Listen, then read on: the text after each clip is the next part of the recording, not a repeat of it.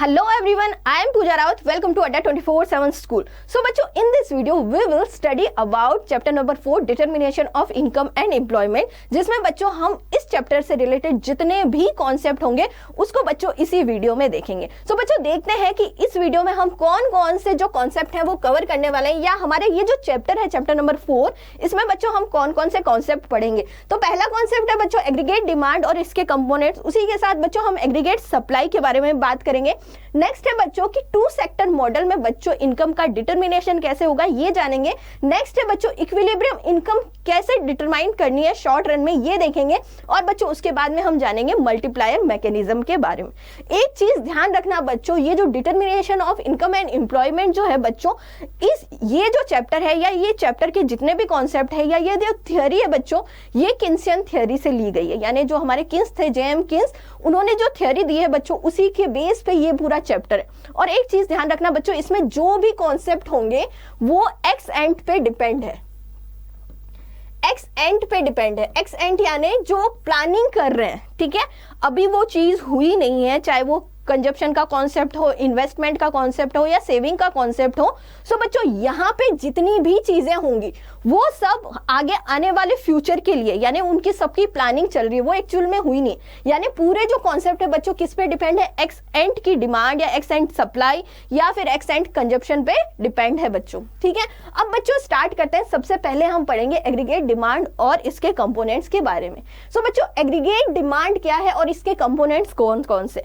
सबसे पहले बात करते हैं बच्चों डिमांड. डिमांड आपने बहुत अच्छे से 11th में पढ़ा होगा, आपने माइक्रो इकोनॉमी में पढ़ा होगा कि डिमांड क्या होती है. हम किसी भी प्रोडक्ट की अगर डिजायर करते हैं उसके लिए हमारे पास मनी होती है और हम उस प्रोडक्ट को परचेज करने के लिए विलिंगली यहाँ पे मनी देने के लिए तैयार होते हैं. ये सारी होती है डिमांड.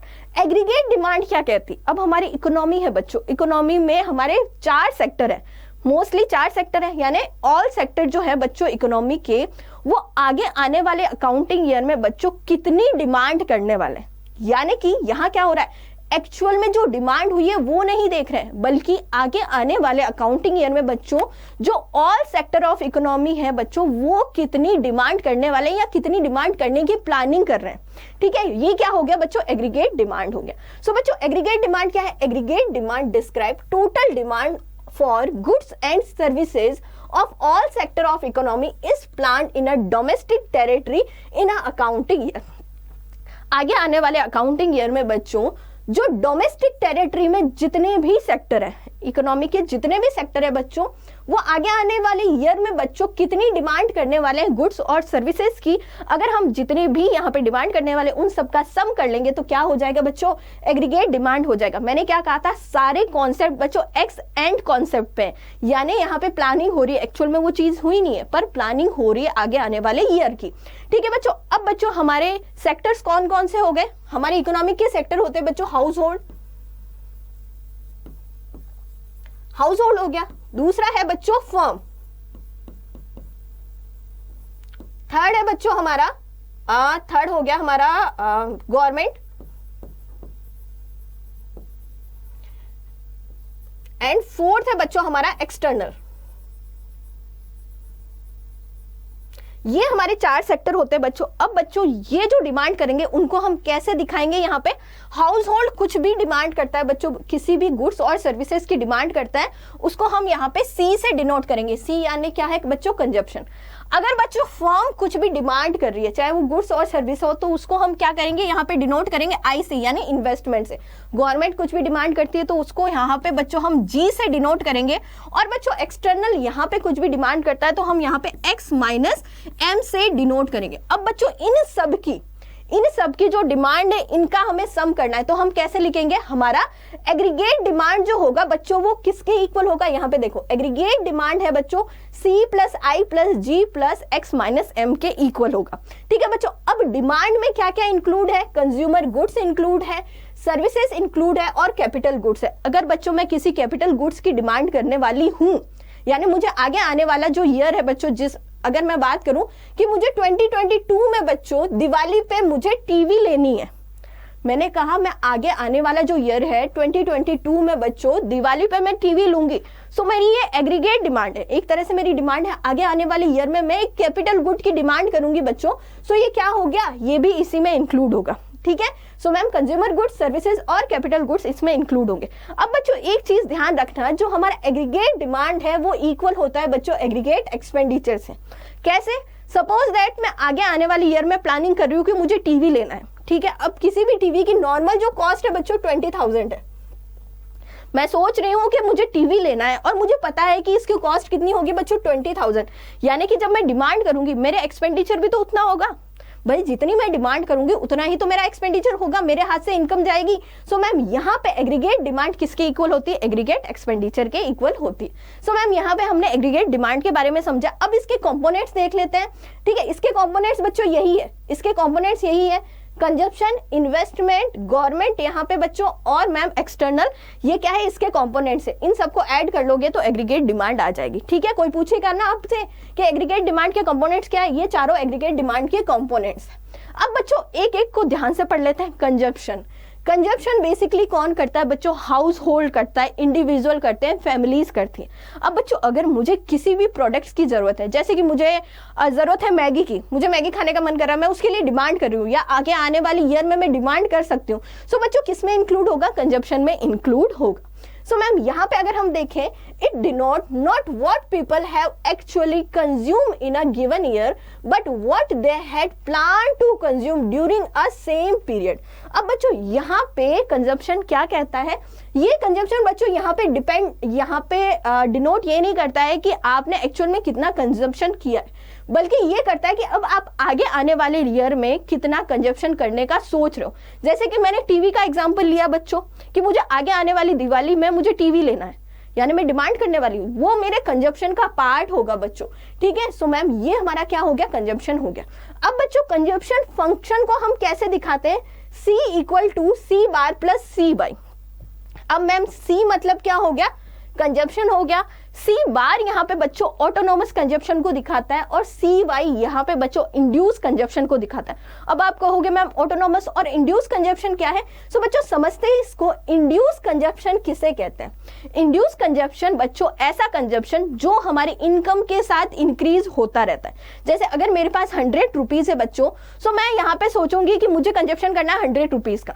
क्या हो रहा है? मेरे पास 100 रुपीज है और मैंने सोचा कि मुझे 100 रुपीज का कंजप्शन करना है। अब बच्चों अब अगर मान लो कि मेरी इनकम इंक्रीज हो गई, अब मेरी इनकम 1000 हो गई, मेरी इनकम 1000 हो गई। जब 100 रुपीज थे मेरे पास मेरी इनकम, तो मेरा कंजप्शन कितना था? 100 था। अब बच्चों मेरी इनकम इंक्रीज हो गई, 1000 हो गई। सो बच्चों मेरा कंजप्शन भी बढ़ के यहाँ पे कितना हो गया? 800। यानी कि ऐसा कंजप्शन जो इनकम के साथ साथ इंक्रीज होता है और इनकम के साथ साथ डिक्रीज होता है, क्या हो गया बच्चों? इंड्यूस कंजप्शन हो गया। Depends of a consumption on income, ऐसा कंजप्शन जो इनकम पे क्या करता है? डिपेंड करता है। नेक्स्ट है बच्चों ऑटोनोमस कंजप्शन। ऑटोनोमस कंजप्शन कौन सा कंजप्शन होता है बच्चों? इसका किसी भी तरह से कोई डिपेंडेंसी नहीं रहती इनकम में, यानी कि अगर इनकम आपके पास 0 है फिर भी बच्चों कुछ कंजप्शन आपको करने ही पड़ेंगे। जैसे सपोज दैट आपकी इनकम बच्चों अभी 0 है, अभी आप पढ़ाई कर रहे हो, आपको कहीं से इनकम नहीं हो रही, पर क्या आप खा नहीं रहे हो? क्या आप रह नहीं रहे हो? क्या आपको सोने की जगह नहीं मिल रही है? कंजप्शन तो हो ही रहा है ना आपका। सो मैम ऐसा कंजप्शन जहां आपकी इनकम 0 होगी फिर भी आपको कंजप्शन करना पड़ेगा, क्योंकि आपको जीने के लिए ये सारे एक्सपेंडिचर करने पड़ेंगे। So ma'am if income is 0 some consumption still take place since this level of consumption is independent of income. ये बच्चों जो कंजप्शन होते हैं ये इंडिपेंड होते हैं इनकम से, यानी आपकी इनकम भले 0 है, भले आपकी इनकम 1 लाख है, तो भी बच्चों आपको इस कंजप्शन को करना ही पड़ेगा। ये ऑटोनोमस कंजप्शन है, इसका इनकम पे कोई भी डिपेंडेंसी नहीं रहती। सो मैम इन दोनों को ऐड कर लेंगे। ऑटोनोमस कंजप्शन हम C बार से इंक्लूड यहाँ पे शो करेंगे, इंड्यूस कंजप्शन को C वाई से शो करेंगे, इन दोनों को ऐड करेंगे। सो मैम क्या आ जाएगा? हमारा कंजप्शन फंक्शन आ जाएगा। क्लियर है बच्चों? नेक्स्ट हम देखते हैं बच्चों कंजप्शन में ही, अब हम जान लेते हैं बच्चों MPC के बारे में, यानी मार्जिनल प्रोपेंसिटी ऑफ कंज्यूम। इसको हम यहाँ पे बच्चों इंड्यूस कंजप्शन के नाम से भी जान सकते हैं। ये क्या बताता है कि जिस पोर्शन में आपकी इनकम चेंज हुई है, अब आपकी इनकम में चेंज होने से आपके कंजप्शन में कितना चेंज हुआ है। यानी अगर आपकी जो इनकम है बच्चों 2% से चेंज हुई है, आपके कंजप्शन में कितना चेंज हुआ है? मान लो 1% से हो गया। सो मैम यहाँ पे MPC यही बताता है, it is the change in a consumption per unit change in a income. आपके कंजप्शन में कितना चेंज हुआ है अगर आपकी पर यूनिट इनकम में चेंज होने से, ठीक है, यानी कंजप्शन में चेंज हुआ है बच्चों, किसकी वजह से? इनकम में चेंज होने की वजह से। इसको हम सी से डिनोट करते हैं और ये क्या है बच्चों? ये इक्वल होता है डेल्टा सी अपॉन में delta Y. Delta C change in consumption due to change in income, Y income को डिनोट करता है बच्चों। इनकम में चेंज होने से कंजप्शन में कितना परसेंट चेंज हुआ है ये बताता है हमें एमपीसी। आगे देखते हैं बच्चों, अब हमारा एमपीसी 0 हो सकता है। इट इज पॉसिबल कि हमारा एमपीसी 0 हो सकता है। कितनी बार कोई समझदार जो है कंज्यूमर क्या करता है बच्चों, भले इनकम चेंज हो पर उसका कंजप्शन चेंज नहीं होता है, तो हमारा एमपीसी क्या होता है? 0 हो जाता है। कंज्यूमर में choose not to change consumption even when income is change. जब बच्चों इनकम चेंज हो रही है तब भी कोई कंज्यूमर है वो अपना कंजप्शन चेंज नहीं कर रहा, तो हमारा एमपीसी क्या हो जाएगा? 0 हो जाएगा। एमपीसी 1 भी हो सकता है। कब होगा? सपोज दैट कि इनकम में चेंज हो रहा है और उससे बच्चों जितनी इनकम में चेंज हो रहा है कंज्यूमर उतना ही कंजप्शन में भी चेंज कर रहा है, सो हमारा एमपीसी क्या हो जाएगा? 1 हो जाएगा। जैसे सपोज दैट इनकम में 100 का चेंज हुआ, 100 रुपीज का चेंज हुआ, कंजप्शन में भी 100 यूनिट का चेंज हो जाएगा, तो हमारा एमपीसी क्या आ जाएगा बच्चों? 1 आ जाएगा। Use entire change in income on the consumption. अब बच्चों इनकम में चेंज जितना हुआ है उतना ही हम लोग कंजप्शन में भी चेंज हो जाए करेंगे। सो मैम ये हो गया हमारा एमपीसी। तो बच्चों हमने एमपीसी के कॉन्सेप्ट को समझा।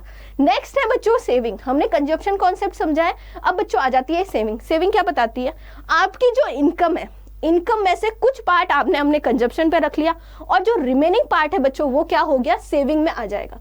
So ma'am part of income that is not consume, income का ऐसा पार्ट बच्चों जो आप कंज्यूम नहीं करते हो। सपोज दैट मम्मी आपको 100 रुपीज देती है, आपकी इनकम कितनी है? 100 रुपीज।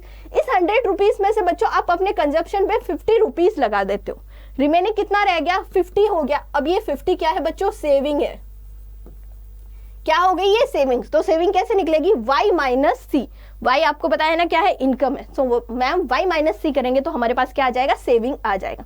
नेक्स्ट है बच्चों एमपीएस के बारे में जान लेते हैं। मार्जिनल प्रोपेंसिटी ऑफ सेव क्या कहती है? ये कहती है कि जैसे जैसे किसी कंज्यूमर की इनकम में चेंज होता है उसकी सेविंग में भी चेंज होता है। सो बच्चों यहाँ पे ये क्या बताता है? It is a change in a saving per unit change in a income. यहाँ पे बच्चों सेविंग में चेंज हो रहा है, किसकी वजह से? इनकम पर यूनिट में चेंज होने की वजह से। तो ये क्या हो गया बच्चों? एमपीएस हो गया। It is denote by S and it is equal to 1 minus C. हम बच्चों इसको कैसे लिख सकते हैं? एस को हम यहाँ पे बच्चों 1 माइनस सी से लिख सकते हैं। क्यों हम यहाँ पे एस को 1 माइनस सी से क्यों लिखते हैं? सी क्या है बच्चों? हमारा कंजप्शन है। 1 हम यहाँ पे मान के चलते हैं, हमारी इनकम क्या है बच्चों? 1 है। अगर हम बच्चों इनकम में से कंजप्शन को माइनस करेंगे तो हमारे पास क्या आ जाएगा? सेविंग आ जाएगी। सो इनकम को क्या मान रहे हैं? 1 मान रहे हैं। अगर बच्चों हम सेविंग और कंजप्शन दोनों को ऐड कर लेंगे तो मैम ये किसके इक्वल आएगा? हमारी इनकम के इक्वल आएगा। ठीक है, हमारी इनकम के इक्वल आएगा। सो बच्चों यहाँ पे हमने सेविंग के कॉन्सेप्ट को समझा और एमपीएस के कॉन्सेप्ट को समझा। ठीक है बच्चों, ओके। सो मैम हमारा यहाँ पे एमपीएस क्या बताता है? Change in income, sorry change in saving due to change in income. ठीक है, इनकम में चेंज होने से हमारी सेविंग में कितना चेंज हो रहा है। ये भी बच्चों 0 हो सकता है, ये भी एमपीएस 0 भी हो सकता है, एमपीएस 1 भी हो सकता है। ठीक है, यहाँ पे हमने देखा। आगे है बच्चों इन्वेस्टमेंट। इन्वेस्टमेंट क्या कहता है? इन्वेस्टमेंट, अब इन्वेस्टमेंट क्या होता है बच्चों? कितने हमारे इकोनॉमी में बच्चों कैपिटल गुड्स आए हैं वो क्या हो गया? हमारा इन्वेस्टमेंट हो गया। इसके अलावा बच्चों चेंज इन स्टॉक कितना हुआ है, ये भी इन्वेस्टमेंट का पार्ट है। Investment is defined as a addition of a stock of physical capital such as machine, building, road etcetera, anything that add to the future productive capacity of the economy and change in inventory or the stock of finished goods of a producer। देखो investment का concept वैसे भी हमने हमारा जो chapter number 2 था उसमें हमने समझा था। इन्वेस्टमेंट क्या है बच्चों? इन्वेस्टमेंट कौन करता है? सबसे पहले तो जो प्रोड्यूसर फर्म्स होती है वो करती है कि जो कैपिटल गुड्स है बच्चों इकोनॉमी में कितनी इंक्रीज हुई, कितनी रोड्स बनी है, कितने ब्रिज बने हैं, कितनी मशीनरीज आई हैं, या जो घरों का कंस्ट्रक्शन है या घर कितने परचेज हुए हैं बच्चों, ये सब इन्वेस्टमेंट का पार्ट है। इसके अलावा मैम जो चेंज इन स्टॉक हुआ है, चेंज इन इन्वेंट्री हुआ है, वो भी किस में आएगा? इन्वेस्टमेंट में आएगा। अब बच्चों एक चीज ध्यान रखना, यहाँ पे जो इन्वेस्टमेंट है हमारा कौन सा होगा? ऑटोनॉमस इन्वेस्टमेंट होगा। यानी एक बार जो इन्वेस्टमेंट डिसाइड हो गया उसमें कोई चेंजेस नहीं होगा, वो हमेशा एक ही रहेगा। ऑटोनॉमस इन्वेस्टमेंट लेना है हमें। नेक्स्ट है बच्चों, अब हम देखेंगे कि टू सेक्टर मॉडल में बच्चों इनकम का डिटर्मिनेशन कैसे होता है ये हम देखेंगे। हमारे बच्चों हमारी इकोनॉमी में कितने सेक्टर हैं? हमारी इकोनॉमी में 4 सेक्टर है मैम। कौन से? हाउस होल्ड, सेकेंड है फर्म, थर्ड है मैम गवर्नमेंट, एंड फोर्थ है एक्सटर्नल। पर बच्चों अगर हम हमारी नोटबुक के हिसाब से देखें तो हमें हमारी सिंपल इकोनॉमी लेनी है। यानी हमने, अगर आपको याद है, सर्कुलर फ्लो ऑफ इनकम में भी देखा था, जिसमें हमने 2 सेक्टर में ही क्या देखा था, इनकम का कैसे सर्कुलेशन होता है ये हमने देखा था। यानी सिंपल इकोनॉमी लेनी है। वैसे बच्चों इस चैप्टर में भी हमें सिर्फ 2 ही सेक्टर लेने हैं इकोनॉमी के, हाउस होल्ड और फर्म। इन दोनों सेक्टर को लेके बच्चों हम किस तरह से यहाँ पे इनकम को डिटरमाइन करेंगे ये हम देखेंगे। यानी हमें पूरी जो रियल इकोनॉमी में जितने 4 सेक्टर है बच्चों, इनमें से सिर्फ 2 ही सेक्टर को लेने हैं, सिर्फ हमें हाउस होल्ड और फर्म को लेने हैं एज पर योर नोटबुक। ठीक है बच्चों, अब यहाँ पे हाउस होल्ड को हम सी कंजप्शन से डिनोट करते हैं और फर्म को हम आई से डिनोट करते हैं। अब बच्चों 2 सेक्टर मॉडल में हमारी एग्रीगेट डिमांड कैसे होगी ये हम देखेंगे। So ma'am, in the Keynesian 2 sector economy there are only household और firm।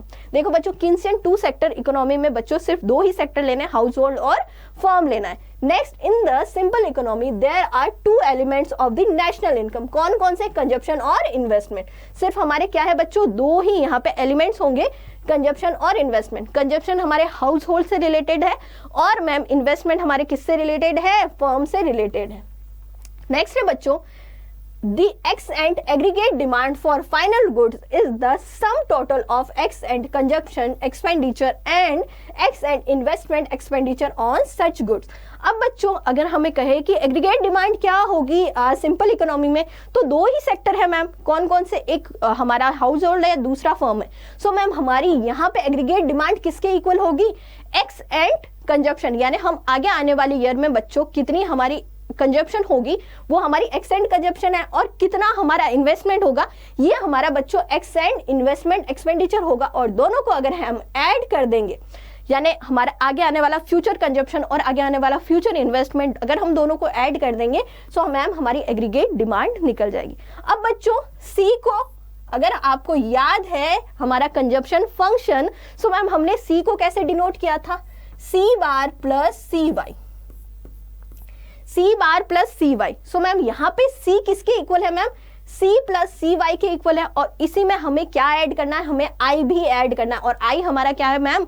ऑटोनॉमस कंजप्शन है। तो मैम हम इसकी जगह ऐसे भी लिख सकते हैं, A D equal to C bar plus I bar plus C Y. ठीक है, ऑटोनॉमस और मैम इंड्यूस कंजप्शन और मैम ये वाला ऑटोनॉमस इन्वेस्टमेंट। ठीक है बच्चों, सो हमारा 2 सेक्टर मॉडल में किस तरह से एग्रीगेट डिमांड होगी ये हमने देखा।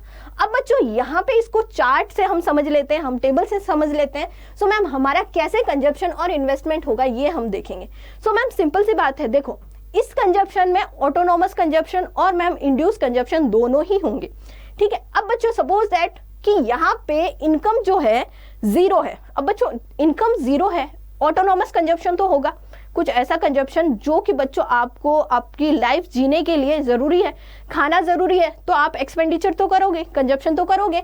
सो मैम ये जो 40 है वो क्या हो गया? आपका ऑटोनॉमस कंजप्शन हो गया। ठीक है, इन्वेस्टमेंट आपका कांस्टेंट है, इन्वेस्टमेंट कांस्टेंट है। इन्वेस्टमेंट हम क्यों करेंगे मैम? सिंपल सी बात है, आप कहीं रह रहे हो बच्चों, तो आपका एक तरह से क्या हो रहा है? इन्वेस्टमेंट हो रहा है। सो मैम 40 जो है इन्वेस्टमेंट है। अब बच्चों क्या करना है? एडी किसके इक्वल होगा? सी प्लस आई के इक्वल होगा। ठीक है, सो 40 प्लस 40 कितना हो गया? 80 हो गया। अब बच्चों हमें हमारा ऑटोनॉमस कंजप्शन क्या है? एक ही रखना है। हमारा ऑटोनॉमस कंजप्शन में कोई चेंजेस नहीं होगा। मान लो कि हमारा ऑटोनॉमस कंजप्शन 40 ही है। अब बच्चों चेंजेस किस में होगा? इनकम में चेंज होने से इंड्यूस कंजप्शन में चेंज होगा, यानी सी वाई में चेंजेस होंगे। सो मैम यहाँ पे इनकम बढ़ के कितनी हो गई? 100 हो गई। अब मैम यहाँ पे कंजप्शन कितना है? 80 का। अब बच्चों हमें इंड्यूस कंजप्शन में भी ध्यान रखना, हमारा इंड्यूस कंजप्शन है बच्चों 80 का। सपोज दैट अगर आपकी जो इनकम है बच्चों 100 रुपीज से चेंज हो रही है, सो आपका बच्चों इंड्यूस कंजप्शन है वो 80 रुपीज से चेंज हो रहा है। ठीक है, ये ध्यान रखना, बस इतनी चीजें ध्यान रखनी है।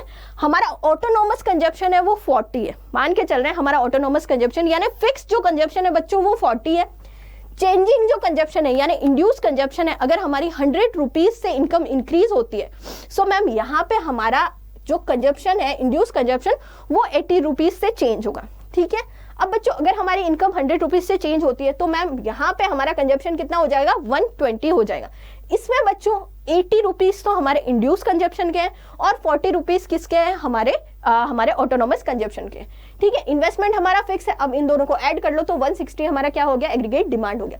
अब बच्चों इनकम इंक्रीज होगी, कितनी हो गई, 200 हो गई, कंजप्शन कितना हो गया, 200 हो गया, इन्वेस्टमेंट है बच्चों 40, तो यहाँ पे एडी कितना आ गया, 240 आ गया, 300। देखो जितना 100 से चेंज हो रहा है ना, यहाँ पे इंड्यूस कंजप्शन भी 80 से चेंज होगा और मैम जो हमारा ऑटोनोमस कंजप्शन है वो भी कितने से चेंज होगा बच्चों, यहाँ पे 40 से चेंज होगा। ठीक है मैम, यहाँ पे कंजप्शन, टोटल कंजप्शन 280 का है, इन्वेस्टमेंट है बच्चों 440 का, सो हमारा एडी यहाँ पे एग्रीगेट डिमांड हो गई बच्चों 320।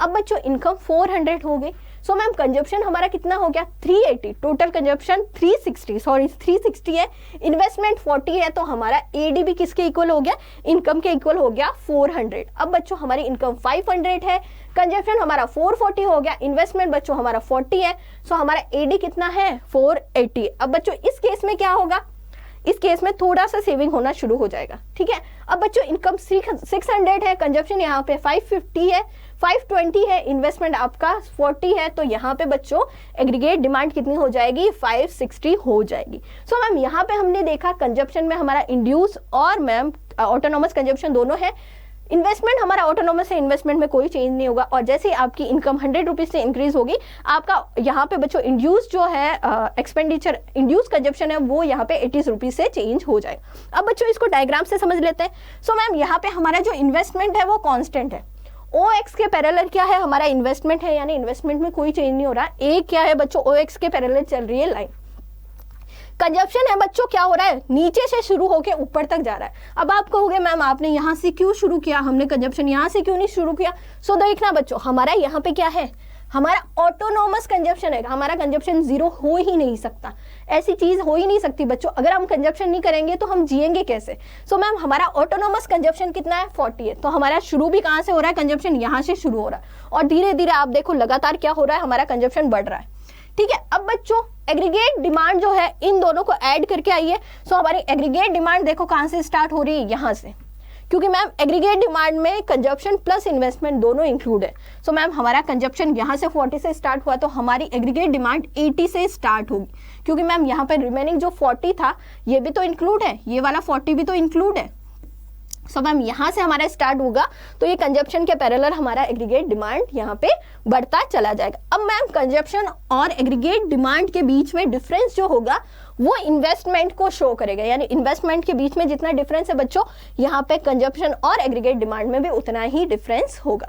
अब बच्चों बढ़ते हैं आगे और समझते हैं एग्रीगेट सप्लाई को। एग्रीगेट डिमांड हमने जान लिया, 2 सेक्टर मॉडल में एग्रीगेट डिमांड कैसे होती है ये हमने जान लिया। एग्रीगेट सप्लाई क्या कहती है बच्चों, एग्रीगेट डिमांड में हमने क्या देखा कि आगे आने वाले अकाउंटिंग ईयर में कितनी डिमांड होने वाली है, जो सेक्टर्स हैं वो कितनी डिमांड करेंगे उसकी प्लानिंग करते हैं। एग्रीगेट सप्लाई क्या है बच्चों, अब डिमांड होगी तो सप्लाई भी तो होगी, सप्लाई की भी तो प्लानिंग होगी।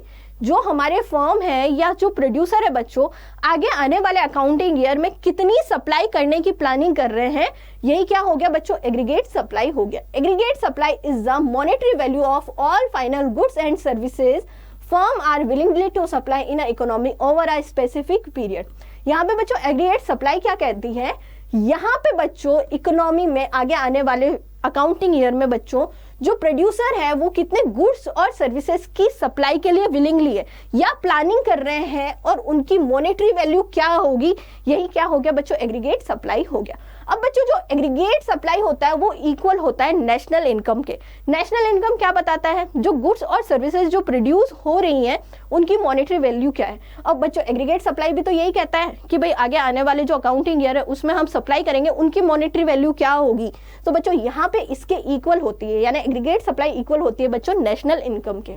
ठीक है, because the monetary value of final goods and services equal to net value added. जो नेट वैल्यू एडेड है उसके इक्वली क्या होगी बच्चों, फाइनल गुड्स और सर्विसेज की वैल्यू होगी। सो बच्चों यहाँ पे हम एग्रीगेट सप्लाई को कैसे लिख सकते हैं, हमारी एग्रीगेट सप्लाई इक्वल होती है वाई के, वाई यानी इनकम, ठीक है, नेशनल इनकम को हम यहाँ पे वाई से डिनोट करेंगे। इसके अलावा बच्चों एग्रीगेट सप्लाई को हम कैसे निकालते हैं, सी प्लस एस से निकालते हैं। सी यानी कंजप्शन, एस यानी क्या हो गया, सेविंग हो गया। The aggregate supply represent the national income of a country. Aggregate supply क्या करता है बच्चों, रिप्रेजेंट करता है किसको, हमारे नेशनल इनकम को रिप्रेजेंट करता है। तो ए इज इक्वल होता है बच्चों वाई के। अब बच्चों आगे देख लेते हैं। सो जैसे हमने एग्रीगेट डिमांड को समझा था वैसे एग्रीगेट सप्लाई को समझ लेते हैं। सो मैम ये हमारा इनकम है, ठीक है, इनकम में चेंजेस होगा, ये हमारा कंजप्शन है, इसमें हमारा ऑटोनोमस और मैम यहाँ पे इंड्यूस कंजप्शन दोनों ही है, जैसे हमने लास्ट वाले क्वेश्चन में करा था। ये हमारी सेविंग है मैम, ये हमारा क्या है, एग्रीगेट सप्लाई है। कैसे निकलेगा, अगर हम C प्लस S कर लेंगे तो हमारा एग्रीगेट सप्लाई निकलेगा। अब बच्चों देखना, ये एग्रीगेट सप्लाई और इनकम दोनों ही इक्वल होंगे। कैसे होंगे देखते हैं। जब आपकी इनकम बच्चों 0 थी, आप कंजप्शन करोगे, क्योंकि आपको जीना है, तो जीने के लिए बच्चों कुछ ना कुछ खाना पड़ेगा, और खाओगे तो क्या होगा, कंजप्शन होगा। ऐसा तो है नहीं कि आप भूखे रहोगे, नहीं ना। सो मैम यहाँ पे कंजप्शन होगा, ऑटोनोमस कंजप्शन होगा। अब आपके पास 0 रुपए है, आप कैसे कैसे कंजप्शन करोगे, कहाँ से चीजें लाओगे। सो सिंपल सी बात है, आप या तो अपने रिश्तेदारों से मांगोगे, अपने दोस्त से मांगोगे। जब वो भी मना कर देंगे तो आप क्या करोगे, आपके पास जो थोड़े बहुत सेविंग कर रखी है बच्चों, उसमें से पैसे निकालोगे। सो मैम यहाँ पे हम, अगर हमारी इनकम 0 है तो हम सेविंग तो नहीं कर सकते, सिंपल सी बात है, पर हमें अगर जरूरत है तो हम क्या करेंगे, डिस सेविंग करेंगे। क्या करेंगे बच्चों, डिस सेविंग, यानी हम क्या कर रहे हैं, सेविंग में से पैसा निकाल रहे हैं। हमारी जो सेविंग है बच्चों उसमें से अब हमें कंजप्शन करना है 40 रुपीज का। सो मैम हमने क्या करा, 40 रुपीज हमारी सेविंग में से निकाल दिया। तो बच्चों यहाँ पे हमारी सेविंग क्या चली गई, माइनस में चली गई। अब बच्चों 40 में से -40 को माइनस करो, कितना आएगा, 0 आ जाएगा, ठीक है। अब बच्चों इनकम इंक्रीज होके कितनी हो गई, 100 रुपीज हो गई। कंजप्शन कितना हो गया, 120 का हो गया। इंड्यूस और ऑटोनोमस कंजप्शन दोनों है। इंड्यूस कितना है, इंड्यूस है 80 का, यानी इनकम में चेंज होने से 80 का क्या होगा, कंजप्शन भी चेंज होगा। और बच्चों ऑटोनोमस कंजप्शन 40 ही है, जैसे हमने पिछले क्वेश्चन में किया था, ठीक है मैम। अब बच्चों सेविंग क्या हो गई, यहाँ पे इनकम आपकी 100 रुपीज है, कंजप्शन आपका कितना हो रहा है, 120 का। अभी भी क्या है, आप 20 रुपीज का ज्यादा कंजप्शन कर रहे हो। सो मैम फिर से क्या करिए, आपने डिस सेविंग करी है 20 की। सो मैम यहाँ पे किसके इक्वल हो गया, 120 में से 20 को माइनस कर दो, क्या हो गया, 100 हो गया। नेक्स्ट है बच्चों, अब इनकम जो है वो कितनी हो गई, 200 की हो गई। आपका कंजप्शन कितना हो गया, 200 का हो गया। सेविंग क्या होगी, 0 हो गई, और आपका जो एग्रीगेट सप्लाई है बच्चों वो कितनी हो गई, 200। अब बच्चों इनकम बढ़ के कितनी हो गई, 300 हो गई।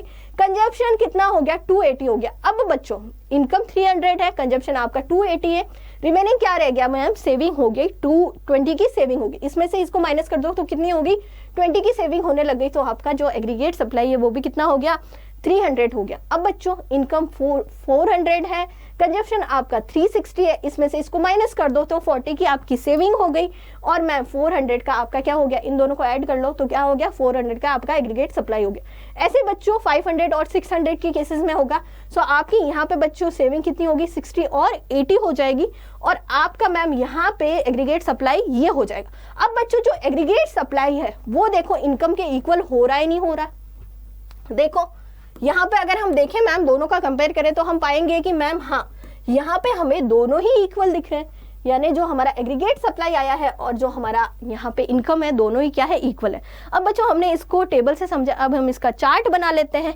सो मैम ये हमारा क्या है, एग्रीगेट सप्लाई का कर्व है, जो स्टार्ट कहाँ से हो रहा है, 0 से स्टार्ट हो रहा है। 0 से स्टार्ट हो रहा है, नहीं हो रहा है, 0, 100, 200, 300 ऐसे करते करते अप जा रहा है, ठीक है मैम। अब मैम कंजप्शन, सिंपल सी बात है, हमारा कंजप्शन कहाँ से स्टार्ट होता है, यहाँ से स्टार्ट होता है, ठीक है, यहाँ से हमारा कंजप्शन स्टार्ट होता है, 40 से स्टार्ट होता है, और यहाँ से क्या करता है, कट करके हमारा एग्रीगेट सप्लाई ऊपर चला जाता है। अब हमारा जो सेविंग है बच्चों, सेविंग है वो कहाँ से, डिस सेविंग से स्टार्ट हो रहा है, यानी नेगेटिव से स्टार्ट हो रहा है। यहाँ से अगर ये 40 है ना बच्चों, अगर हम इसको 40 मानते हैं, सो -40 से हमारी सेविंग स्टार्ट होगी। कहाँ से, -40 से सेविंग स्टार्ट होगी। एक सेकेंड, हाँ इसको थोड़ा सा सही बना लेते हैं, इसको यहां से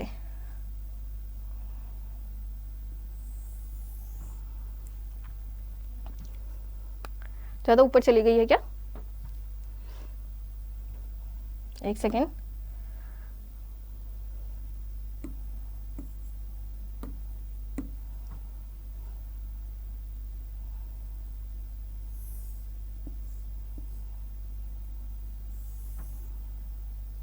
ठीक है।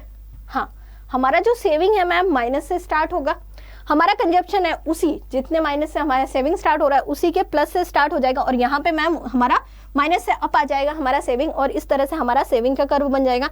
ये हमारा कंजप्शन का कर्व है। और यहाँ पे बच्चों 45 डिग्री पे हमारा एग्रीगेट सप्लाई का कर्व बनेगा। 45 डिग्री से ही बनता है बच्चों, 0 से स्टार्ट होता है और कंटिन्यूसली इंक्रीज होता जाता है। तो अगर क्वेश्चन आता है कि 45 डिग्री पे कौन सा कर्व बनता है, तो आपको लिखना है एग्रीगेट सप्लाई का कर्व बनता है।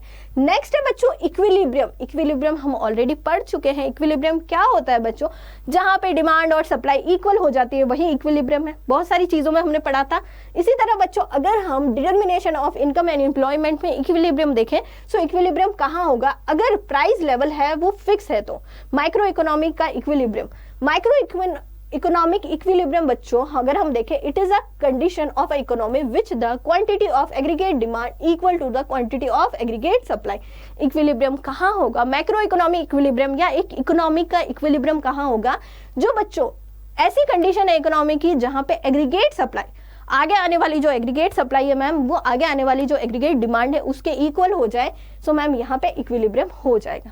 According to the Keynesian theory, the equilibrium level of income in the economy is determined at the intersecting point of ED और एएस कर्व। जहां पे बच्चों एडी और एएस कर्व एक दूसरे को इंटरसेक्ट करते हैं, वहीं पे एडी और एएस क्या होंगे, इक्वल होंगे एक दूसरे के। जहां इंटरसेक्ट करेंगे वहां पे इक्वल होंगे, और वहीं पे क्या होगा, इक्विलिब्रियम होगा। किसके अकॉर्डिंग, किन्सियन के अकॉर्डिंग, जो जेएम किन्स थे उनकी थ्योरी के अकॉर्डिंग।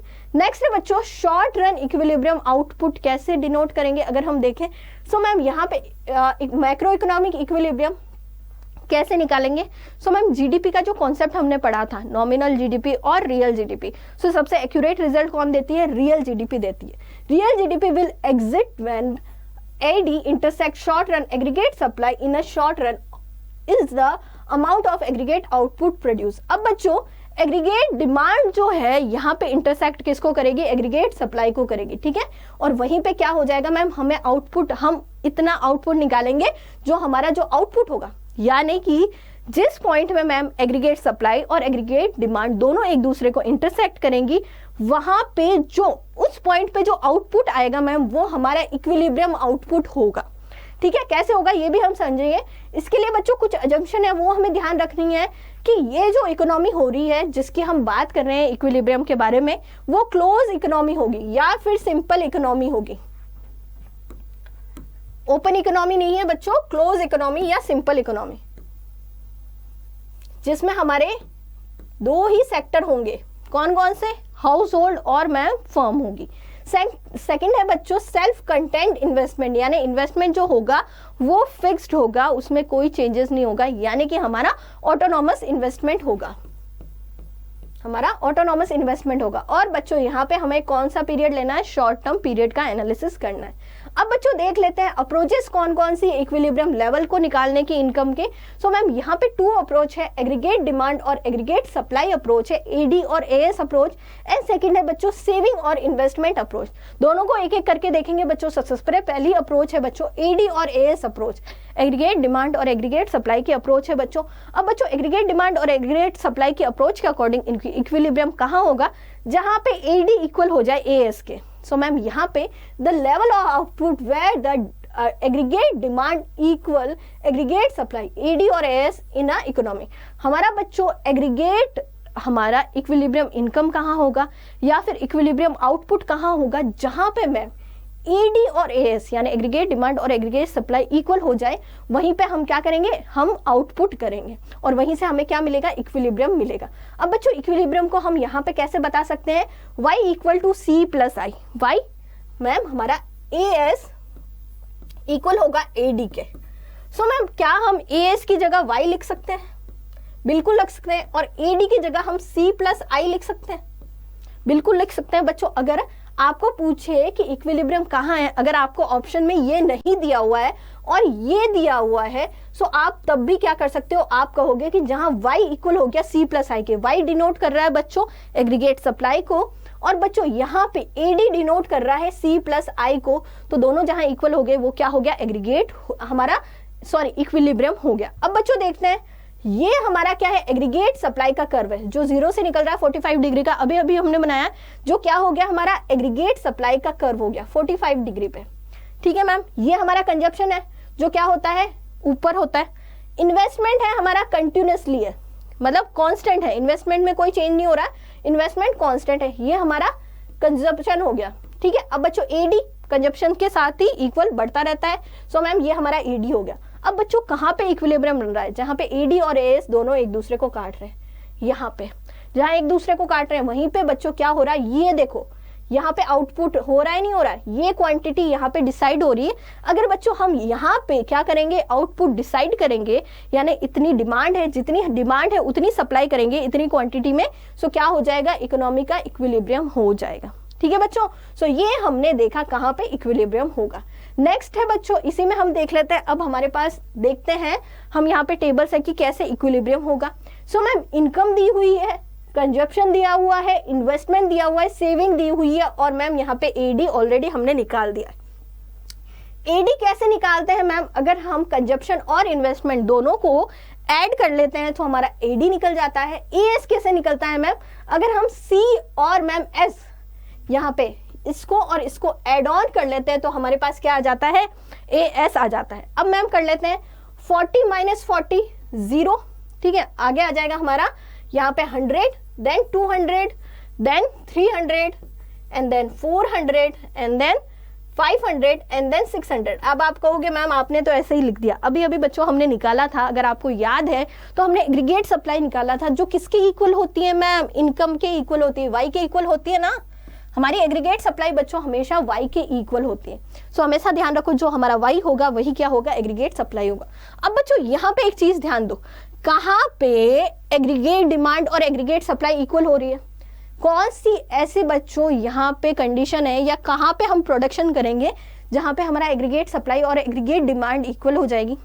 सो मैम देखो यहाँ पे अगर हम यहाँ देखें, सो मैम हमारा एडी 400 हो रहा है और हमारा एएस भी कितना हो रहा है 400, दोनों इक्वल हो रहे हैं, इक्वल हो रहे नहीं हो रहे हैं। देखो यहाँ पे हमारा एडी इक्वल है मैम एएस के, इस कंडीशन में इक्वल है। सो मैम अगर हम देखें तो यहाँ पे देखेंगे कि अगर हम यहाँ पे इनकम भी हमारी 400 है, हमारी सप्लाई भी 400 है, हमारी डिमांड भी कितनी है 400 है, यही हमारा इक्विलिब्रियम है। और अगर हम एम्प्लॉयमेंट की बात करें तो हमारा एम्प्लॉयमेंट यहाँ पे कितना होगा 40 होगा, और यही हमारी क्या कंडीशन बच्चों, इक्विलिब्रियम की कंडीशन है। पर बच्चों जरूरी थोड़ी ना है कि हमेशा इक्विलिब्रियम की कंडीशन हो इकोनॉमी में, भाई जरूरी थोड़ा ना कि आपकी हमेशा ही एग्रीगेट डिमांड एग्रीगेट सप्लाई की इक्वल हो, नहीं हो सकता ना। कभी कभी डिमांड ज्यादा होती है, कभी कभी जो है डिमांड कम भी हो सकती है। जैसे इससे पहले वाले केस में देखो, अगर हम इन दोनों का कंपैरिजन करें तो हमारी एग्रीगेट डिमांड यहाँ क्या है मैम, ज्यादा है, किससे, एग्रीगेट सप्लाई से। यहाँ पे भी क्या है, एग्रीगेट डिमांड ज्यादा है एग्रीगेट सप्लाई से। अगर यहाँ देखेंगे यहाँ पे भी एग्रीगेट डिमांड ज्यादा है मैम एग्रीगेट सप्लाई से, और अगर इस केस में भी देखें तो एग्रीगेट डिमांड ज्यादा है मैम एग्रीगेट सप्लाई के। अगर इससे नीचे वाले केस में देखें तो मैम हम पाएंगे कि एग्रीगेट डिमांड क्या हो रही है, यहाँ पे एग्रीगेट डिमांड मैम कम है एग्रीगेट सप्लाई से, और यहाँ पे भी एग्रीगेट डिमांड जो है मैम एग्रीगेट सप्लाई से कम है, ये हमने देखा। अब मैम जरूरी थोड़ा ना हमेशा ये aggregate demand equal to aggregate supply की कंडीशन हो। इससे पहले वाले में हमने देखा एग्रीगेट डिमांड ज्यादा हो रही है एग्रीगेट सप्लाई से, और इसके बाद में देखा हमने एग्रीगेट सप्लाई ज्यादा हो रही है एग्रीगेट डिमांड से। सो उस कंडीशन में क्या करेंगे मैम, वहां पे हम कैसे इक्विलिब्रियम लाएंगे। सो सिंपल सी बात है बच्चों, जब भी एग्रीगेट डिमांड ज्यादा हो रही है सो उस केस में क्या हो रहा है कि सप्लाई कम हो रही है, मतलब प्रोड्यूसर प्रोड्यूस कम कर रहे हैं, तभी तो एग्रीगेट डिमांड ज्यादा हो रही है। जब लोगों के पास ज्यादा पैसा है और लोग डिमांड कर रहे हैं पर सप्लाई क्या हो रही है, ज्यादा नहीं हो रही, उस केस में क्या करेंगे, जो प्रोड्यूसर होंगे बच्चों वो ज्यादा से ज्यादा क्या करेंगे, फैक्टर ऑफ प्रोडक्शन का यूज करेंगे, और यहाँ पे बच्चों आउटपुट इंक्रीज करेंगे। जब बच्चों आउटपुट इंक्रीज होगा, इकोनॉमी में सप्लाई इंक्रीज होगी, सो मैम उस केस में फिर से एग्रीगेट डिमांड इक्वल हो जाएगी बच्चों एग्रीगेट सप्लाई की। सो जब एग्रीगेट डिमांड ज्यादा है तो उस टाइम क्या करेंगे, प्रोड्यूसर सप्लाई इंक्रीज कर देंगे, फिर दोनों इक्वल हो जाएंगे। अब वही मैम अगर एग्रीगेट डिमांड कम है सो उस केस में क्या होगा, जो सप्लाई होगी बच्चों वो ज्यादा है। अब बच्चों सिंपल सी बात है, जो लोग जितनी डिमांड करेंगे उतना ही तो परचेज करेंगे। अब यानी कि मान लो डिमांड है 100 की, पर यहाँ पे बच्चों सप्लाई कितनी है 120 की, सो बच्चों सेल कितना होगा, 100 का ही तो होगा, सेल मैम 100 का होगा। सो सेल जब 100 का होगा, 20 जो यूनिट्स है बच्चों, 20 यूनिट्स है, ये क्या हो जाएगी, ये तो स्टॉक में ही पड़ी रहेंगी भाई, ये तो सेल हो नहीं रही है, ये तो स्टॉक में पड़ी रहेंगी। उस केस में क्या होगा, प्रोड्यूसर जब अगली बार जो प्रोडक्शन करेंगे बच्चों तो वो कम करेंगे। जब प्रोडक्शन कम करेंगे सो मैम यहाँ पे जितनी डिमांड है वो सप्लाई की इक्वल हो जाएगी। सो मैम उस केस में भी क्या होगा, फिर से इक्विलिब्रियम आ जाएगा। सो मैम यहाँ पे हमने एडी और एएस अप्रोच को समझा। अब बात करते हैं बच्चों सेविंग और इन्वेस्टमेंट अप्रोच की। सो मैम सेविंग और इन्वेस्टमेंट अप्रोच क्या कहती है, सेविंग और इन्वेस्टमेंट अप्रोच कहती है इक्विलिब्रियम वहां होगा जहां पे एस और आई इक्वल होंगे, यानी कि सेविंग और इन्वेस्टमेंट इक्वल होंगे। कैसे होंगे, यहाँ पे सेविंग मतलब विड्रॉल हो गया, इन्वेस्टमेंट मतलब इंजेक्शन हो गया। इकोनॉमी में सेविंग का मतलब क्या होता है, सेविंग यानी हमने अपने पास पैसे रख रहे हैं, यानी जो सप्लाई हो रही है बच्चों मनी की, उसमें हम क्या कर रहे हैं, यहाँ पे उसमें से कुछ पैसा अपने पास रख रहे हैं, यानी हम क्या कर रहे हैं, मनी को विड्रॉल कर रहे हैं। इन्वेस्टमेंट का मतलब क्या है बच्चों कि इकोनॉमी में क्या आ रहा है, नया पैसा आ रहा है, सप्लाई इंक्रीज हो रही है, तो यहाँ पे इन्वेस्टमेंट का मतलब क्या है बच्चों, इंजेक्शन है, ठीक है, यानी सप्लाई का इंजेक्शन लग रहा है मनी का इकोनॉमी में, ठीक है बच्चों। अब बच्चों बात कर लेते हैं सेविंग और इन्वेस्टमेंट अप्रोच के अकॉर्डिंग कहाँ पे इक्विलिब्रियम होगा, जहां पे दोनों इक्वल हो जाए। तो यहाँ पे अगर हम देखें बच्चों तो यहाँ पे ये जो पॉइंट है, यहाँ पे क्या हो रहा है, सेविंग और इन्वेस्टमेंट दोनों ही इक्वल हो रहे हैं। देखो यहाँ पे इन्वेस्टमेंट क्या है, कांस्टेंट है, इन्वेस्टमेंट में कोई चेंज नहीं हो रहा। पर मैम सेविंग में जो कि हमने प्रीवियस जो क्वेश्चन देखे थे उसके अकॉर्डिंग देखें तो सेविंग पहले माइनस में था, फिर मैम धीरे धीरे प्लस में आएगा, और जहां पे दोनों इक्वल हो जाएंगे वहीं क्या होगा मैम, यहीं पे हमारा इक्विलिब्रियम हो जाएगा। अब बच्चों यहाँ पे देख लेते हैं डायग्राम से। सो मैम यहाँ पे हम देखें, सो हमारा इन्वेस्टमेंट ये रहा, कांस्टेंट है, हमारी सेविंग माइनस से प्लस की तरफ जा रही है, ठीक है, माइनस से प्लस की तरफ जा रही है, और जहां इक्वल हो रहे हैं यहाँ पे देखो इक्विलिब्रियम यहाँ हो रहा है। सो मैम यहाँ पे क्या हो गया, हमारा इक्विलिब्रियम हो गया, यहाँ पे हमारी इनकम का डिसाइड होगा, यहाँ पे क्या होगा, जहां पे इक्विलिब्रियम होगा वहां पे जो इनकम है वही क्या होगी हमारी, यहाँ पे इक्विलिब्रियम इनकम हो जाएगी, ठीक है। अब बच्चों यहाँ पे भी S इक्वल है I के, ठीक है, पर मैम इससे पहले वाले केस में अगर हम देखें सो मैम हमारा I मोर देन है S के इन सब में, और यहाँ पे हम देखें तो यहाँ पे हमारा S मोर देन है I के। सो मैम अगर ये कंडीशन है तो उस कंडीशन में क्या करेंगे मैम, सो यहाँ पे बच्चों यहाँ पे क्या है, इन्वेस्टमेंट ज्यादा हो रहा है सेविंग से, इन्वेस्टमेंट ज्यादा हो रहा है सेविंग से, तो क्या मतलब है, लोगों के पास इनकम कम है। जब लोगों के पास इनकम कम होती है बच्चों तो सेविंग भी क्या होती है, कम होती है। सिंपल सी बात है, लोगों के पास इनकम कम होती है बच्चों तो सेविंग भी कम होती है, ठीक है, यानी लोगों के पास पैसा नहीं है। उस कंडीशन में क्या होगा, अगर प्रोडक्शन इंक्रीज होगा, सिंपल सी बात है बच्चों, प्रोडक्शन को इंक्रीज करना है, प्रोडक्शन को इंक्रीज करना है बच्चों, तो उनके लिए क्या चाहिए, फैक्टर ऑफ प्रोडक्शन चाहिए। अब बच्चों अगर प्रोडक्शन को इंक्रीज करना है, फैक्टर ऑफ प्रोडक्शन बढ़ाएंगे, जब फैक्टर ऑफ प्रोडक्शन बढ़ाएंगे तो इनकी इनकम क्या होगी, इंक्रीज होगी। जब इनकम इंक्रीज होगी तो वो फिर क्या हो जाएगी बच्चों, इन्वेस्टमेंट के इक्वल हो जाएगी सेविंग। जब इनकम बढ़ेगी तो सेविंग भी तो बढ़ेगी। सो उस केस में क्या होगा, यहाँ पे सेविंग और इन्वेस्टमेंट यहाँ पे बच्चों सिमिलर हो जाएगा। अगर बच्चों सेविंग ज्यादा है इन्वेस्टमेंट से तो उस केस में क्या होगा, सेविंग ज्यादा है मतलब लोगों के पास इनकम ज्यादा है, अब लोगों के पास इनकम ज्यादा है तो लोग सेविंग ज्यादा कर रहे हैं, तो उस केस में क्या करेंगे, उस केस में प्रोडक्शन को कम कर देंगे। जब फैक्टर ऑफ प्रोडक्शन कम होंगे यानी कि इनकम भी क्या होगी, लोगों की अर्निंग भी कम होगी। अब जब लोगों की अर्निंग कम होगी तो सेविंग भी क्या हो जाएगी बच्चों, कम हो जाएगी। सो इस केस में क्या होगा, फिर से ये कंडीशन आ जाएगी, यानी सेविंग इक्वल हो जाएगा इन्वेस्टमेंट के। सो बच्चों यहाँ पे दोनों ही इक्विलिब्रियम कंडीशन से या दोनों ही अप्रोच हमने देख ली। नेक्स्ट है बच्चों एम्प्लॉयमेंट के टाइप की बात कर लेते हैं। इनकम का इक्विलिब्रियम देख लिया, अब एम्प्लॉयमेंट के इक्विलिब्रियम पर भी बात कर लेते हैं।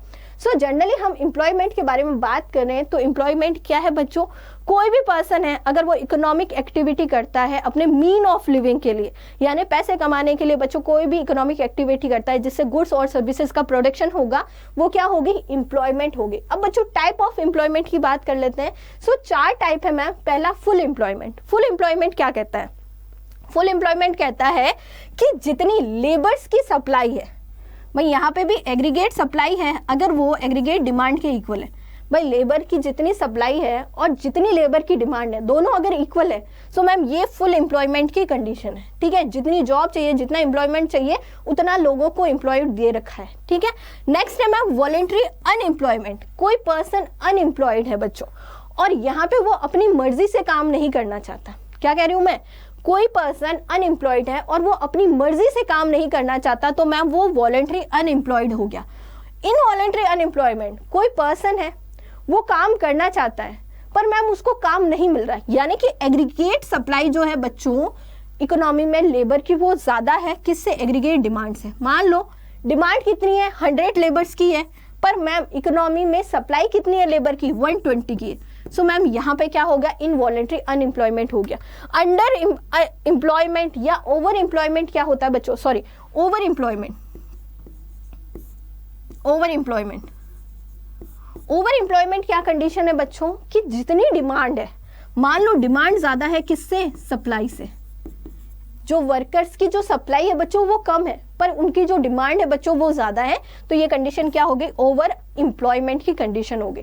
अब बच्चों अगर हम एम्प्लॉयमेंट इक्विलिब्रियम की बात कर रहे हैं तो मैम यहाँ पे दो थियोरी बहुत फेमस है, पहली है ट्रेडिशनल थियोरी एंड दूसरी है मैम यहाँ पे किन्सियन थियोरी। किन्सियन थियोरी जो हमने पढ़ा था बच्चों चैप्टर 1 में कि किन्स ने जो फादर है modern economics, modern macro economics के, जिन्होंने बच्चों यहाँ पे बुक लिखी थी बच्चों डिटर्मिनेशन ऑफ इनकम, इंटरेस्ट और एम्प्लॉयमेंट, उसी के बेसिस पे बच्चों यहाँ पे ये थियोरी दी गई है एम्प्लॉयमेंट इक्विलिब्रियम की। सो बच्चों सबसे पहले हम यहाँ पे ट्रेडिशनल थियोरी देख लेते हैं। ट्रेडिशनल थियोरी के अकॉर्डिंग क्या है कि भाई इकोनॉमी में कोई भी कंडीशन हो यहाँ पे हमेशा फुल एम्प्लॉयमेंट की कंडीशन रहती है। क्या कह रहे हैं भाई, इकोनॉमी भले कैसे भी मोड में चल रही हो यहाँ पे हमेशा फुल एम्प्लॉयमेंट की कंडीशन रहती है। The classic theory assume over a long period the existence of full employment without inflation. ये कहता है बिना इन्फ्लेशन के एम्प्लॉयमेंट हमेशा फुल रहता है, फुल एम्प्लॉयमेंट की कंडीशन रहती है, जितनी डिमांड है उतनी हमेशा सप्लाई होती है वर्कर्स की। ठीक है बच्चों, give wage price flexibility, there are autonomic competition force in the automatic competition force in this economic system that tend to maintain full employment and make the economy produce output at the level of long run।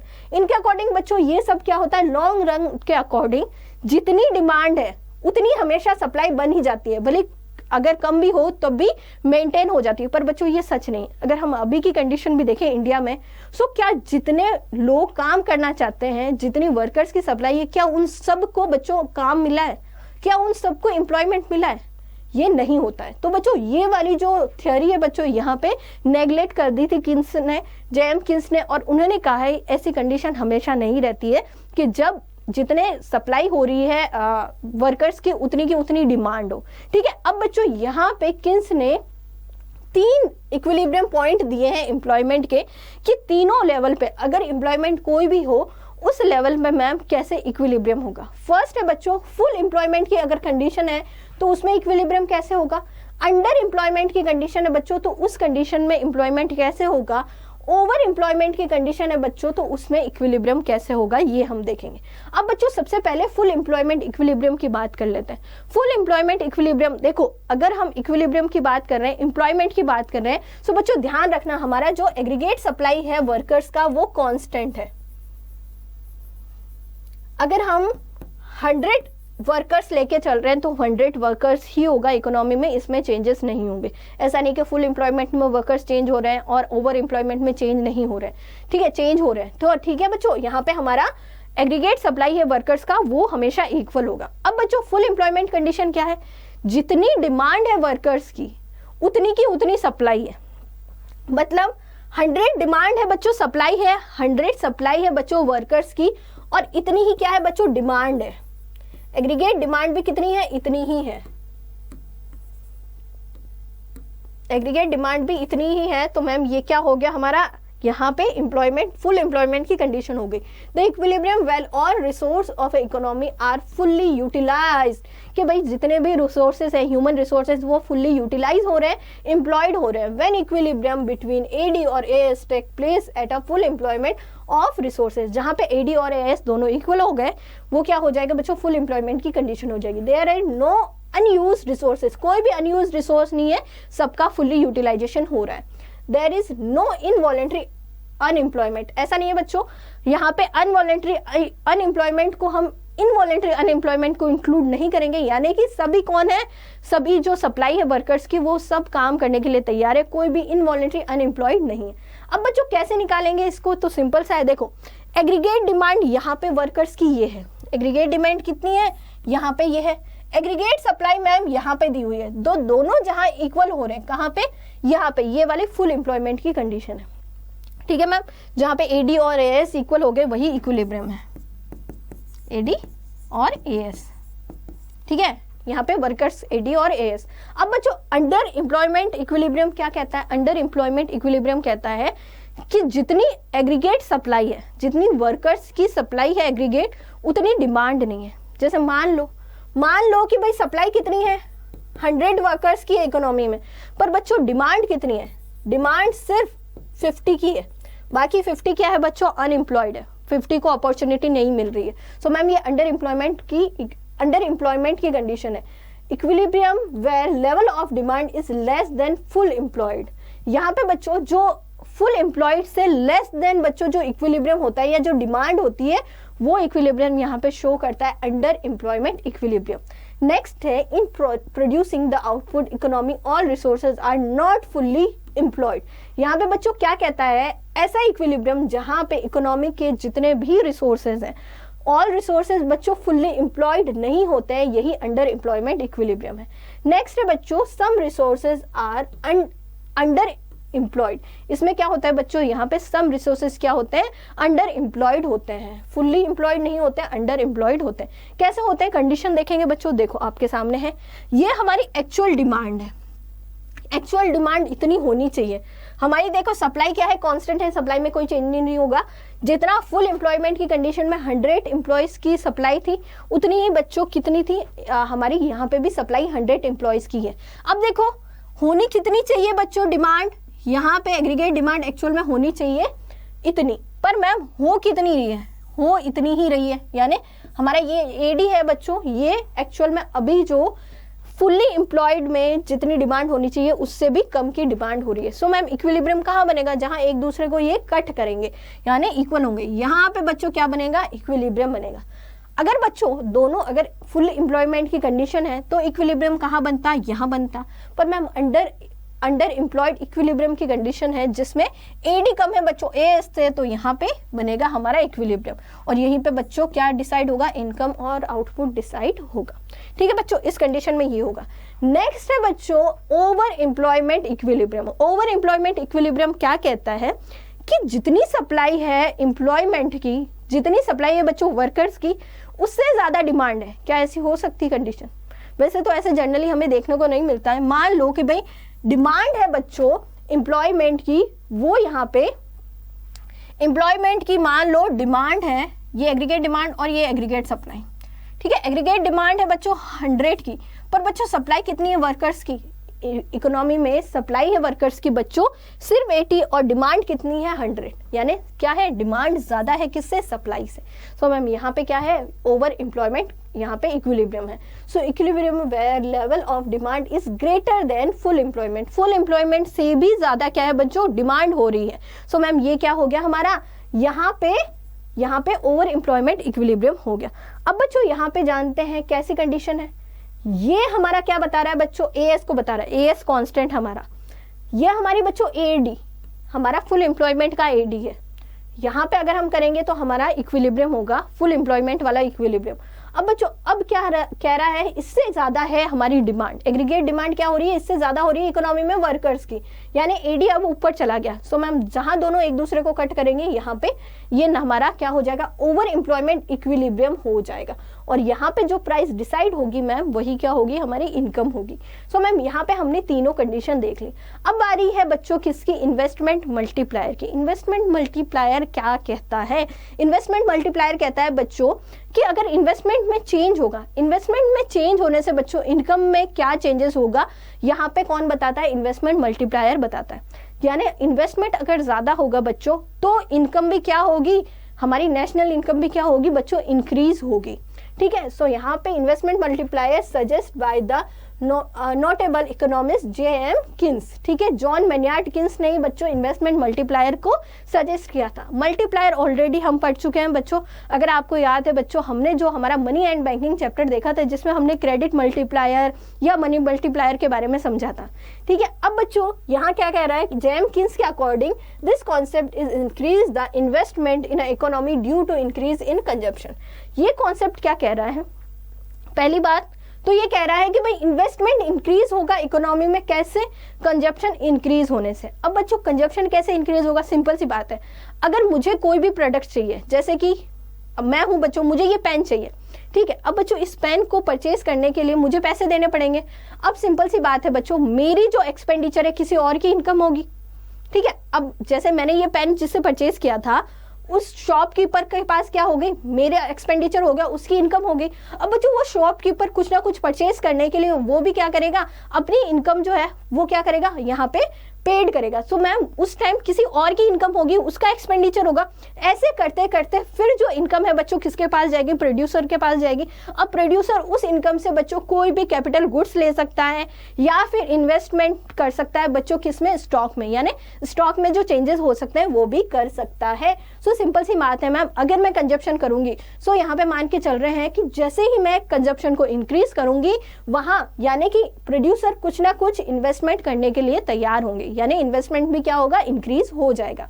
Investment multiplier refers to the increase in the aggregate income of the economy due to increase in the investment. Investment multiplier क्या कहता है? ये कहता है कि aggregate income है economy की, change हो रही है, किसकी वजह से? इंक्रीज होगी बच्चों, किसकी वजह से? इन्वेस्टमेंट की वजह से।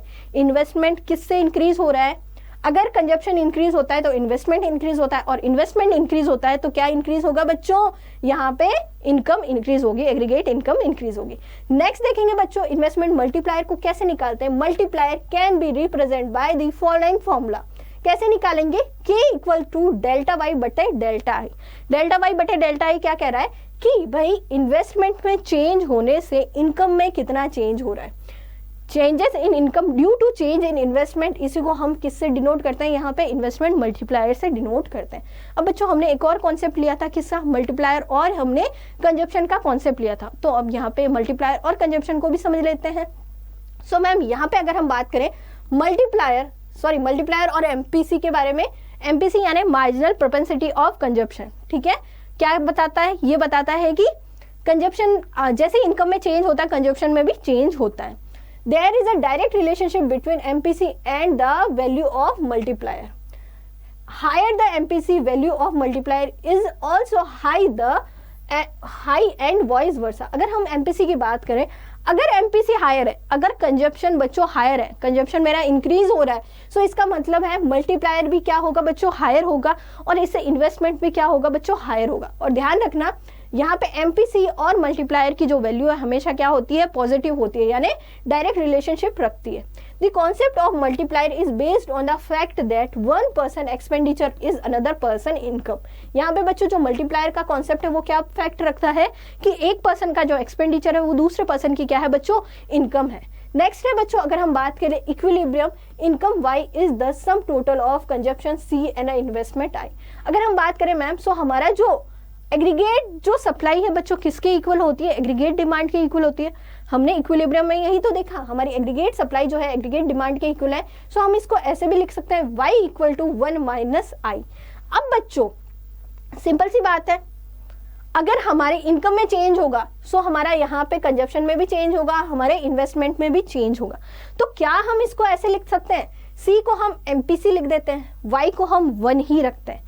y हमारा क्या है मैम? 1 रखते हैं। तो हम मल्टीप्लायर में ऐसे भी तो लिख सकते हैं 1 माइनस MPC करेंगे, सो वो भी हमारे किसके इक्वल आ जाएगा? हमारे यहाँ पे मल्टीप्लायर के इक्वल आ जाएगा। सो 1 अपॉन में 1 माइनस MPC करेंगे ना बच्चों, तो भी हमारे पास क्या आ जाएगा? मल्टीप्लायर आ जाएगा। या फिर हम ऐसे कर सकते हैं 1 माइनस MPC करेंगे तो वो MPS के इक्वल आएगा।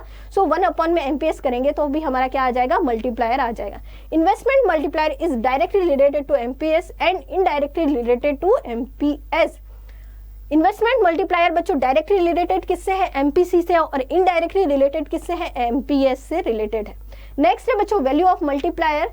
वैल्यू ऑफ मल्टीप्लायर कैसे निकलते हैं? The minimum value of multiplier is 1 when the value of MPC is 0। अब बच्चों मल्टीप्लायर की जो मिनिमम वैल्यू होती है बच्चों 1 हो सकती है जब हमारा एमपीसी क्या है? 0 है। It implies that the economy is saving the entire the addition income. MPC अगर 0 है बच्चों तो इसका मतलब क्या है? इसका मतलब है कि इकोनॉमी में क्या हो रही है? सेविंग इंक्रीज हो रही है। ठीक है। अब बच्चों अगर हमारा MPC 1 है, यहाँ पे हमारा MPC 0 था, अगर हमारा MPC 1 है देन हमारा जो MPS है बच्चों कितना हो जाएगा, 0 हो जाएगा। सो बच्चों हम यहाँ पे कैसे लिखेंगे, 1/1 माइनस MPC लिखेंगे, ठीक है। 1 में MPS भी आ सकता है, ठीक है, 1 में MPS भी हमारी मल्टीप्लायर की वैल्यू आ सकती है। अब बच्चों एक्सेस डिमांड के बारे में बात कर लेते हैं। एक्सेस डिमांड यानी सप्लाई से ज्यादा डिमांड होती है, तो उस कंडीशन में क्या होता है। So it occurs when aggregate demand is greater then aggregate supply resulting the full employment. अगर हम बात करें मैम फुल एम्प्लॉयमेंट की कंडीशन है, फुल एम्प्लॉयमेंट में मैम एग्रीगेट डिमांड ज्यादा है एग्रीगेट सप्लाई में, तो उसकी क्या कंडीशन होगी। रीजंस क्या क्या हो सकते हैं बच्चों एक्सेस डिमांड के।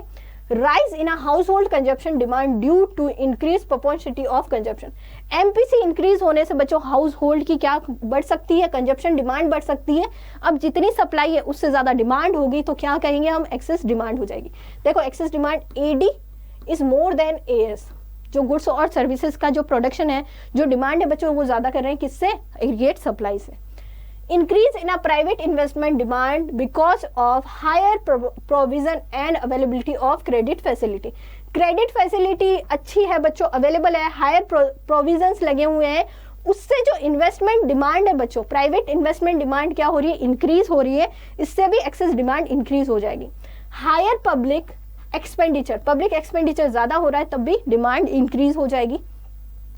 जो डिमांड है बच्चों एक्सपोर्ट की वो भी अगर इंक्रीज हो रही है तो भी क्या हो जाएगी, एक्सेस डिमांड हो जाएगी। और बच्चों सप्लाई ऑफ मनी इंक्रीज हो रही है, भाई सप्लाई ऑफ मनी ज्यादा हो रही है इकोनॉमी में, मतलब लोगों के पास पैसा ज्यादा आ रहा है, पैसा ज्यादा आ रहा है तो वो डिमांड भी क्या करेंगे, ज्यादा करेंगे। Increase in a disposable income, जब लोगों की डिस्पोजेबल इनकम इंक्रीज होगी तब भी क्या हो जाएगा, एक्सेस डिमांड इंक्रीज हो जाएगी। अब बच्चों एक्सेस डिमांड का क्या इम्पैक्ट पड़ता है इकोनॉमी में वो देख लेते हैं। So ma'am general price level क्या हो जाएगा, हाई हो जाएगा। सिंपल सी बात है, मेरे पास अभी 100 रुपीज है, अब मुझे कोई 1 लाख रुपीज दे देगा बच्चों, सो मेरी डिमांड क्या हो जाएगी, इंक्रीज हो जाएगी। सो बच्चों जब भी डिमांड इंक्रीज होती है, सो बच्चों जो गुड्स की जो प्राइस है, जितनी डिमांड इंक्रीज हो रही है और बच्चों उसके कंपैरिजन में सप्लाई इंक्रीज नहीं हो रही है, सो जो गुड्स और सर्विसेज है जिनकी डिमांड इंक्रीज हो रही है बच्चों, उनकी प्राइस भी क्या हो जाएगी, हायर हो जाएगी, ठीक है, हायर हो जाएगी, ध्यान रखना।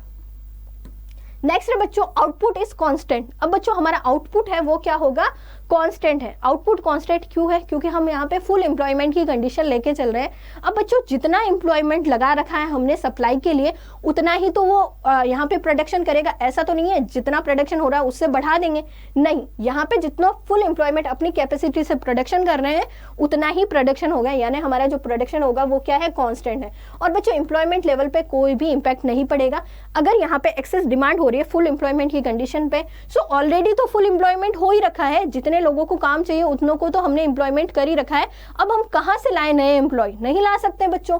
सो यहाँ पे एम्प्लॉयमेंट लेवल पे भी कोई इंपैक्ट नहीं पड़ेगा। नेक्स्ट है बच्चों डेफिसिट डिमांड का मतलब क्या है, एग्रीगेट सप्लाई ज्यादा है किससे, एग्रीगेट डिमांड से। Aggregate supply is more than aggregate demand, यानी डिमांड क्या है, कम है। When AD is less than AS at full employment, to put it another way, AD is less than AS is a full employment, it is referred to as deficit demand। deficit demand क्या हो गया, AD क्या है बच्चों, less than है AS से, अगर full employment की कंडीशन में है तो ये हमारा हो गया डेफिसिट डिमांड, ठीक है। अब बच्चों रीजन क्या है डेफिसिट डिमांड के, so ma'am decrease in a house hold consumption, लोग क्या कर रहे हैं, सेविंग ज्यादा कर रहे हैं और मैम यहाँ पे कंजप्शन कम कर रहे हैं। सो यहाँ पे MPC क्या हो रहा है, डिक्रीज हो रहा है।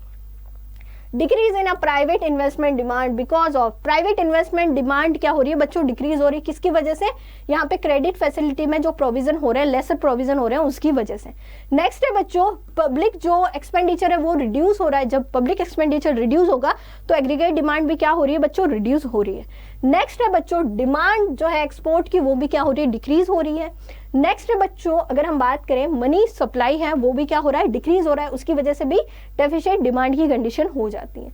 नेक्स्ट है डिस्पोजेबल इनकम है लोगों की, वो भी क्या हो रही है, यहाँ पे डिक्रीज हो रही है, ठीक है बच्चों। सो यहाँ पे हमने देखा ma'am excess demand, deficit demand की कंडीशन, उसके साथ हमने determination of income and employment का पूरा चैप्टर देख लिया बच्चों, एक एक कॉन्सेप्ट जो हमारे एग्जाम के पॉइंट ऑफ व्यू से इंपॉर्टेंट है ये हमने देख लिया। इसके अलावा बच्चों हमने थोड़ा ऊपर ऊपर का ही देखा, यानी हमने थोड़े डीप में नहीं गए। अगर बच्चों आपको डीपली नॉलेज चाहिए तो आपको इसी चैनल पे, यहाँ पे बच्चों प्ले लिस्ट में आपको जो हमारा मैक्रो इकोनॉमी की प्ले लिस्ट है वहां पे आपको इस चैप्टर के सारे वीडियोस अवेलेबल मिल जाएंगे, ठीक है बच्चों। Thank you.